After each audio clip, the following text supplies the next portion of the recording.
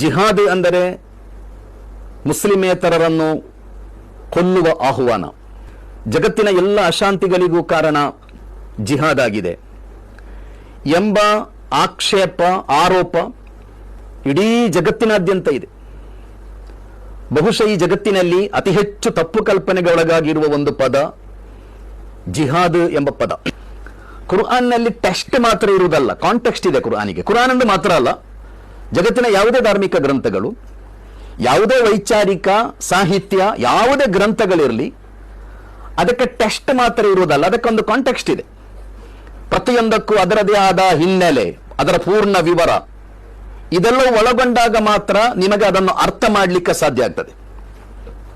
ವೇದ ವಿರೋಧಿಗಳನ್ನು ವಧಿಸಬೇಕು ಎಂಬ ಶ್ಲೋಕಕ್ಕೆ ಅದರ ಕಾಂಟೆಕ್ಸ್ಟ್ ತಿಳಿಯದೆ ಟೆಕ್ಸ್ಟ್ ಮಾತ್ರ ನೀವು ಓದಿದ್ರೆ ಯಾವ ಅರ್ಥ ಕೊಡ್ತೀರಿ?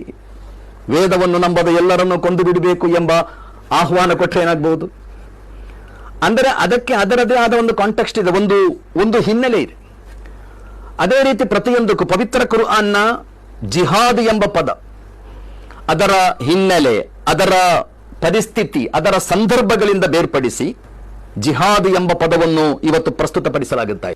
ಪವಿತ್ರ ಕುರ್ಆನ್ನಲ್ಲಿ ಸುಮಾರು 41 ಕಡೆಗಳಲ್ಲಿ ಜಿಹಾದ್ನ ಪ್ರಸ್ತಾಪ ಇದೆ ಎಂದು ಮಾತ್ರ ಅಲ್ಲ, ಜಿಹಾದ್ ಎಂಬುದು ಪವಿತ್ರ ಕುರ್ಆನ್ನ ಕೋರ್ ಸಬ್ಜೆಕ್ಟ್.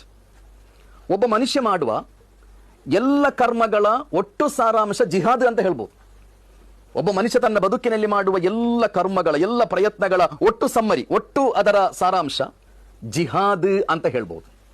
ಅಂದ್ರೆ ಜಿಹಾದ್ ಎಂಬುದು ಪವಿತ್ರ ಕುರ್ಆನ್ನ ಕೋರ್ ಸಬ್ಜೆಕ್ಟ್. ಜಿಹಾದ್ ಎಂಬುದು ಬಹಳ ಪವಿತ್ರವಾದದ್ದು ಮತ್ತು ಅತ್ಯಂತ ಉನ್ನತವಾದ ಆಶಯ ಮತ್ತು ಧ್ಯೇಯ ಹೊಂದಿರುವಂತಹದ್ದು.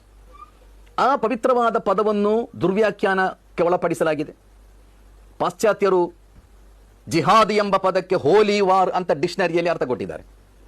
ಯಾವ ಕುರ್ಆನ್ ವ್ಯಾಖ್ಯಾನಕಾರರು ಕೊಟ್ಟ ಅರ್ಥ ಅದಲ್ಲ, ಯಾವ ಮುಸ್ಲಿಂ ವಿದ್ವಾಂಸರು ಈ ಅರ್ಥ ಕೊಡಲಿಲ್ಲ. ನೀವು ಡಿಕ್ಷನರಿಯಲ್ಲಿ ಹುಡುಕಿದ್ರೆ ಜಿಹಾದ್ ಎಂಬ ಪದಕ್ಕೆ ಪಾಶ್ಚಾತ್ಯರು ಕೊಟ್ಟ ಅರ್ಥ ಹೋಲಿ ವಾರ್ ಅಂತ. ಆ ಹೋಲಿ ವಾರ್ ಎಂಬ ಅರ್ಥ ಕೊಟ್ಟಿರುವುದೇ ದುರುದ್ದೇಶದೊಂದಿಗೆ. ನಿಜವಾಗಿ ಕುರ್ಆನ್ನ ಜಿಹಾದ್ ಅಂದರೆ ಸ್ಟ್ರಗಲ್ ಅಂತ ನೀವು ಹೇಳ್ಬೋದು. ಸ್ಟ್ರಗಲ್, ಹೋರಾಟ. ವಿದ್ಯಾರ್ಥಿಗಳು ಹೋರಾಟ ನಡೆಸಿದರು ಅಂತ ಹೇಳಿದ್ರೆ ವಿದ್ಯಾರ್ಥಿಗಳು ಯುದ್ಧ ಮಾಡಿದರು ಅಂತ ಅದಕ್ಕೆ ಅರ್ಥ ಇಲ್ಲ.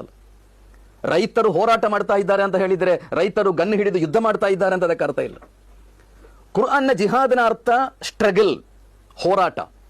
ದೇವನ ಸಂಪ್ರೀತಿಗಾಗಿ, ದೇವನ ಸಂಪ್ರೀತಿಯನ್ನು ಬಯಸಿ ಒಳಿತನ್ನು ಸ್ಥಾಪಿಸಲು, ಕೆಡುಕನ್ನು ಅಳಿಸಲು, ಕ್ಷೋಭೆಯನ್ನು ಅಳಿಸಲು, ಸಮಾಜದಲ್ಲಿ ಶಾಂತಿಯನ್ನು ಸ್ಥಾಪಿಸಲು ನೀವು ಮಾಡುವ ಎಲ್ಲ ಪ್ರಯತ್ನಗಳನ್ನು ಜಿಹಾದ್ ಅಂತ ಕುರ್ಆನ್ ಹೇಳಿದೆ. ಜಿಹಾದ್ ಅದು ಪವಿತ್ರ ಕುರ್ಆನಿನ 22ನೆಯ ಅಧ್ಯಾಯದಲ್ಲಿ ದೇವ ಹೇಳುವುದು ವಜಾಹಿದು ಫಿಲ್ಲಾಹಿ ಹಕ್ಕ ಜಿಹಾದಿ. ನೀವು ಜಿಹಾದ್ ಮಾಡಬೇಕಾದ ರೀತಿಯಲ್ಲಿ ಮಾಡಬೇಕು, ಹೋರಾಡಬೇಕಾದ ರೀತಿಯಲ್ಲಿ ನೀವು ಹೋರಾಟ ನಡೆಸಬೇಕು. ಹುವಜ್ತಬಾಕುಂ, ನಿಮ್ಮ ದೇವ ನಿಮ್ಮನ್ನು ಅದಕ್ಕಾಗಿ ಆಯ್ಕೆ ಮಾಡಿಕೊಂಡಿದ್ದಾನೆ ಎಂದು ಹೇಳಿದ ದೇವ ಆ ನಿಜವಾದ ಜಿಹಾದ್ ಯಾವುದು ಅಂತ ಕಲಿಸಿಕೊಡ್ತಾನೆ. ಆ ನಿಜವಾದ ಜಿಹಾದ್ ಯಾವುದು? ಮಿಲ್ಲತಾಬೀಕುಂ ಇಬ್ರಾಹಿಂ, ನಿಮ್ಮ ಪಿತಾಮಹರಾದ ಇಬ್ರಾಹಿಮರ ಮಾರ್ಗ. ಹಜರತ್ ಇಬ್ರಾಹಿಂ ಎಂಬ ಪ್ರವಾದಿ ಜಗತ್ತಿನಲ್ಲಿ ಯುದ್ಧವೇ ಮಾಡಲಿಲ್ಲ. ಇಬ್ರಾಹಿಮರ ಬದುಕನ್ನು ನೀವು ಅಧ್ಯಯನ ನಡೆಸಿದ್ರೆ, ಇಬ್ರಾಹಿಂ ಎಂಬ ಪ್ರವಾದಿ ತನ್ನ ಬದುಕಿನಲ್ಲಿ ಖಡ್ಗವೇ ಎತ್ತಲಿಲ್ಲ. ಅವರು ಖಡ್ಗ ಎತ್ತಿದ್ದು ತನ್ನ ಮಗನನ್ನು ಬಲಿ ಕೊಡಬೇಕು ಎಂಬ ದೇವನ ಪರೀಕ್ಷೆಯ ಭಾಗವಾಗಿ ಒಂದು ಆದೇಶ ಬಂದಾಗ ಮಾತ್ರ ಅವರು ಖಡ್ಗ ಎತ್ತಿದ್ದಾರೆ. ಅದರ ಹೊರತು ಬೇರೆ ಯಾವ ಸಂದರ್ಭದಲ್ಲೂ ಇಬ್ರಾಹಿಂ ಅವರು ಖಡ್ಗ ಎತ್ತಲೇ ಇಲ್ಲ.